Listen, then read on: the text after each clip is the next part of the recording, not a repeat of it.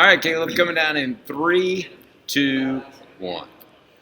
Welcome back as we broadcast live from SEC Media Days in Dallas, Texas. Frangie, a friend of the program. That doesn't sound right yet, saying Dallas. It doesn't. And listen, this is a great setup for it, Dave. But I need my SEC in Birmingham or Atlanta or even Nashville. I need my SEC back in SEC country. So I don't think we'll do this very often, but I got to get used to it. It's a great setup. It's just not SEC. You're with 1010XL, also the voice of the Jacksonville Jaguars. So you do a lot. But let's talk about Florida for a second. How confident are you that you'll be interviewing Billy Napier a year from now? Yeah, that's the question, isn't it? I am 50-50. I hope I am, because I think the last thing Florida needs is to do this all over again. The last thing they need is to fire another coach. This is only his third year. I think he's going to be pretty good. He's a good program builder. He's a good culture builder. He's a good person. He understands the infrastructure of it all. I think he's pretty good. I really do. Their concerns are they look dysfunctional last year. That can't happen again. They can't have 10 men on the field for field goals and blow timeouts and look poorly coached. And they've got to win a certain amount of games against a brutal schedule. It's the hardest schedule. So I saw someone said maybe one of the hardest schedules of all time in college football. So I think he's the right guy to lead the program. I really believe that. I don't know if he's a great sideline coach. That's what the fans are all upset about. And if he doesn't get to those 6 or 7 wins, he's probably not going to be back. So I'd say 50-50. But how can you be a better sideline coach, or is that innate? You know, it's funny you said that. I'm not sure Dabo Swinney was a great sideline coach, but he was such a great program builder. He was such a great culture builder. Kids trusted him, and he got better on the sideline. Kirby Smart is the best coach in college football right now. Made some unusually uncharacteristic decisions when he got the job because neither one of them had ever been a head coach before. Now Billy had been a head coach, so yeah, I think you can eliminate some of the dysfunction. Can you blink your eyes and become Steve Spurrier? Probably not. But can you eliminate some of the dysfunction? I think so, and I think that's what they have to do.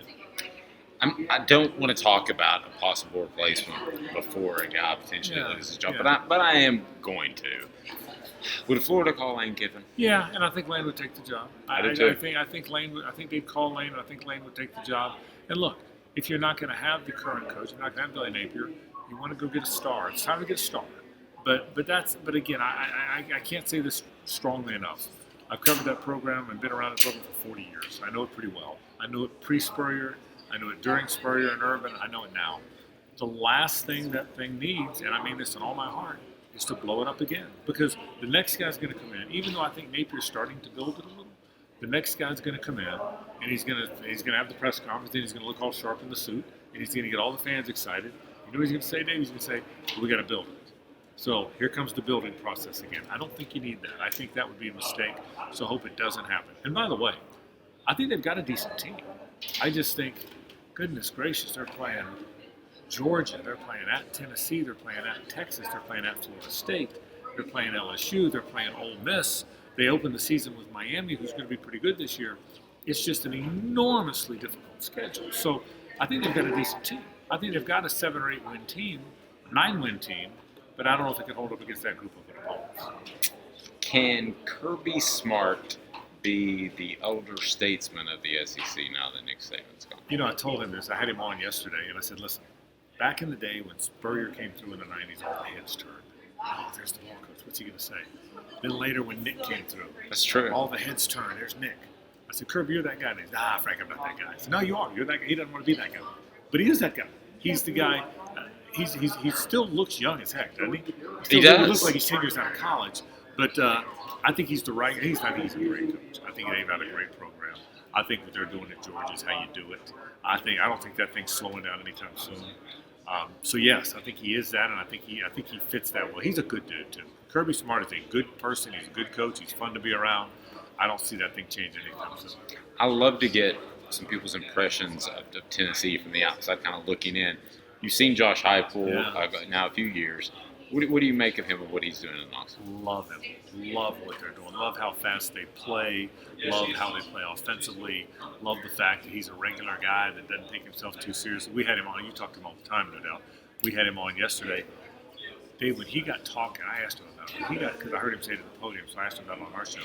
When he got talking about going to Omaha, having his kids and sitting there with Rick Barnes and Peyton and all the people. He was like a little kid.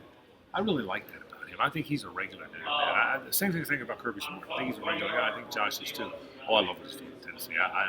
I love what he's doing in Tennessee, and I'm glad that they play at Oklahoma this year, because I would hate to see Tennessee lose him to Oklahoma. That's the question when you have a great coach. Mm-hmm. I don't know who it is. Are you going to lose him? You're going to lose Nick Saban to the NFL. You're going to lose Steve Spurrier to the NFL. If you don't have a big-time program, are you going to lose him to a bigger program, or are you going to lose him to his home? Tennessee's a big-time program. Tennessee's a blue blood. Tennessee is not going to lose, and I don't think Josh is an NFL guy. So you're not losing him to a bigger program, because I don't believe anyone's leaving Tennessee to go to Alabama. The Lane Kiffin thing was weird. He just got there. He had never done it. He'd been there a year. I don't think that's going to happen very often. I really don't. So the only danger you could ever have losing is, can you lose him to his home? We played at Oklahoma, and I played at JUCO first. So, but I like Josh Heupel. I said this. Dang, Tennessee's about good at everything. I mean, give Danny White credit. They just won the title in baseball. Rick Barnes is in my opinion, one of the best 6 or 7 coaches in college basketball. He's got that thing going. Football, I think, it's been a while now. I mean, Florida beats Tennessee down there. We chuckle because Florida beats Tennessee pretty much every year. Doesn't matter who the coach of either team is. Florida pretty much just beats Tennessee every year. But I think that's about to change because of Josh Heupel. That's how much I respect him. Interesting. Great stuff as always. Frank Frangie, we certainly appreciate it. You've been a friend of the program for a lot of years. How much longer you want to do this thing? It's funny. I'm 65. Okay. You look like 45. Well, you're very kind. I am 65. I'll probably call the Jags games for the foreseeable. As far as local radio, we'll see. I love doing it. I've done it 36 years, local, 42 in the business, 36 on air.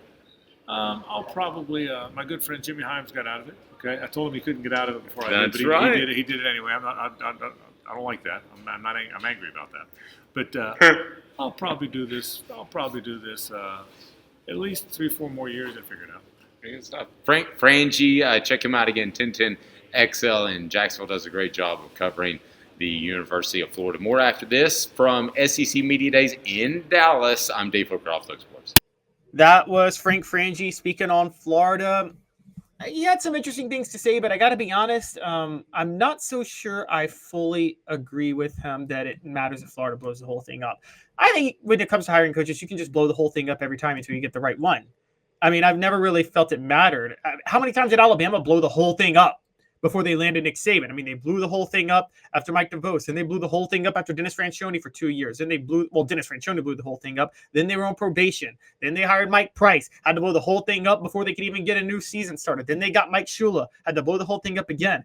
I think if you have to blow the whole thing up until you get the right guy, that's fine. You just find the right guy to run the program. I don't really think I don't think you try to stick with a failing product just for stability. I do somewhat disagree with that.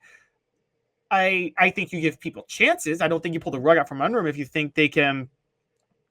I don't think you pull the rug out from somebody if you think they are building the program. But if you're not building the program, there's no reason not to blow the whole thing up. Heck, Florida moved on from Steve Spurrier to Ron Zook in 2001. That kind of blew everything up. Or 2002, and 3 years later, they're like, we got to blow the whole thing up with Ron Zook. We got to go get a new coach. So I really don't think that it's a big deal if you blow the whole thing up. I think if I were Florida, once you think a coach is a dead man walking, I think you need to move on from him anyway. That's the way I look at it, because it's hard for them to, outside of Jim Harbaugh, who never really was fully on the hot seat, I can't think of a coach that was coaching for his career in a season, saved it, and then went on to win a national title. You guys can correct me on the message boards if someone did that. If you guys know of a coach who really saved his career because of a season and then went on to have long-term success, let me know. I guess maybe Dabo Swinney did that because he went 6-7 in 2010 and then went 9-4 in 2011. But if you remember, in 2010, they had just moved on with Taj Boyd as their future. So I think there was a genuine belief that they were going to start to develop a little more. Funny enough, Billy Napier was on that in that program, and I think Dabo Swinney had moved on from Billy Napier. But if you guys know others, please let me know.